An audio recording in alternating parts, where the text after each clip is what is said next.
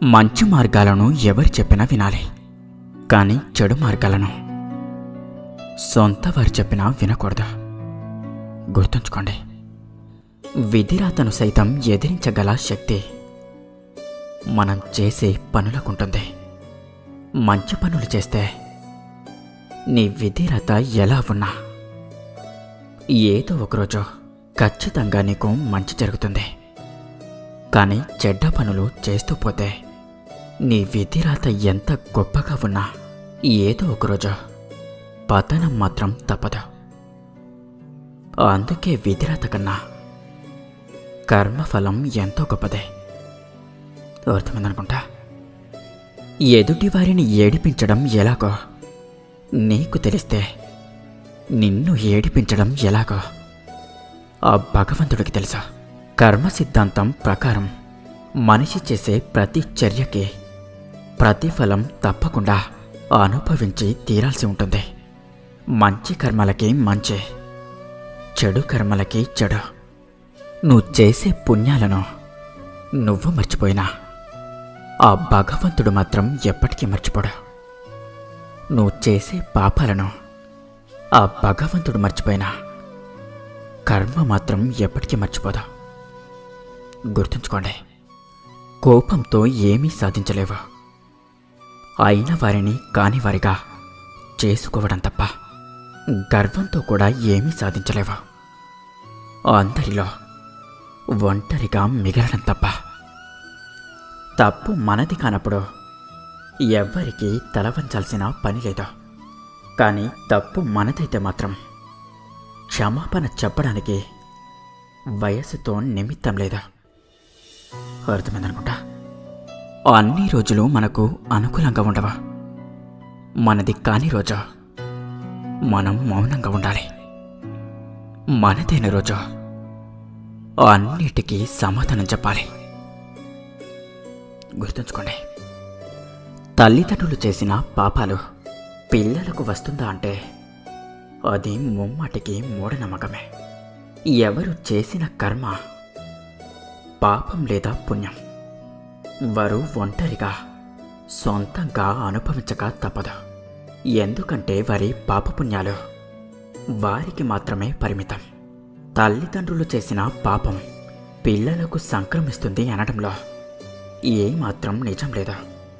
అబద్ధం, ఇంకా కపటం, చౌర్యం, హింస, మోసం, వ్యభిచారం మొదలైనవన్నీ కూడా సామాజిక జీవనాన్ని కలుషితం చేసే కర్మలు. ఒక స్త్రీని వివాహం అయిన తర్వాత తల్లిదండ్రులు కావాలా, నేను కావాలా అంటే భర్తే కావాలంటుంది. పిల్లలు కావాలా, నేను కావాలా అంటే భర్తే కావాలంటుంది. కానీ భర్తలకు మాత్రం వీరి ఇద్దరి తర్వాతే భార్య ఉండాలనుకుంటాడు. అవునా? ఈ జీవితం దేనిపై నడుస్తుంది? ధనంపైన, వైభవం పైన, శ్వాస పైన కాదు. ఈ జీవితం విశ్వాసంపై నడుస్తుంది. విశ్వాసం అంటే మనం, విశ్వాసం అంటే మన వాళ్ళు. కానీ ఎప్పుడైతే ఈ విశ్వాసం పోతుందో అప్పుడు మనుషుల మనస్సులు విరిగిపోతాయి.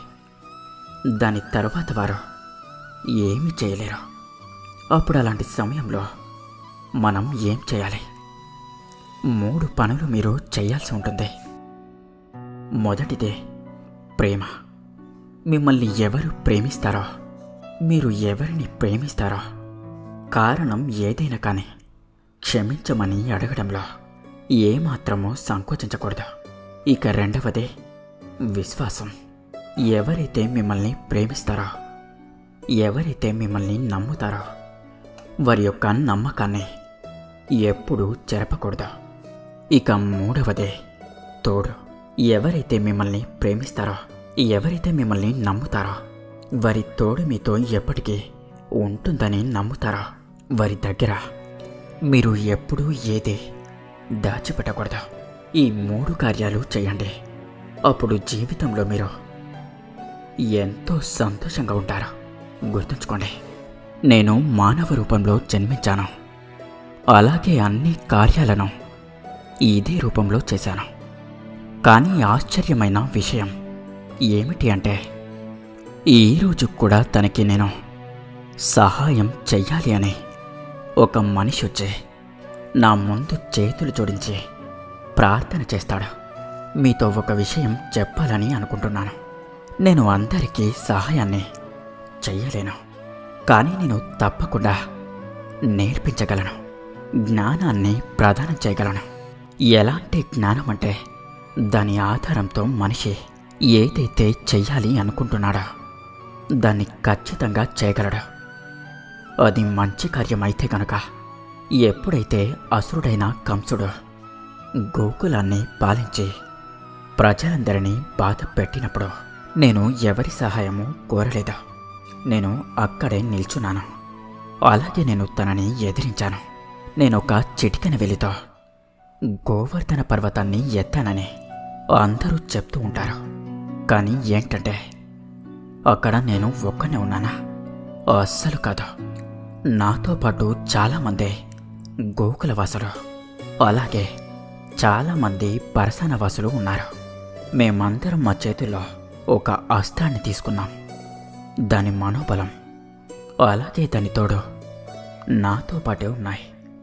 మహాభారతంలో నేను కేవలం గురువుని, నేను కేవలం నేర్పించాను. లక్ష్యసారకుడు అర్జునుడు. యుద్ధంలో పోరాడింది అర్జునుడే, యుద్ధంలో గెలిచింది కూడా అర్జునుడే. నేను కేవలం నేర్పించగలనంతే.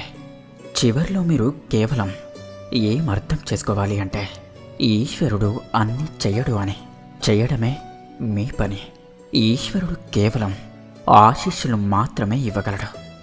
ఏ కార్యమైతే మీరు మనసు పెట్టి చేస్తారో ఆ కార్యం ఖచ్చితంగా ఫలించి తీరుతుంది. అయితే మీ లక్ష్య మార్గం వైపు ముందుకు సాగుతూ వెళ్ళండి.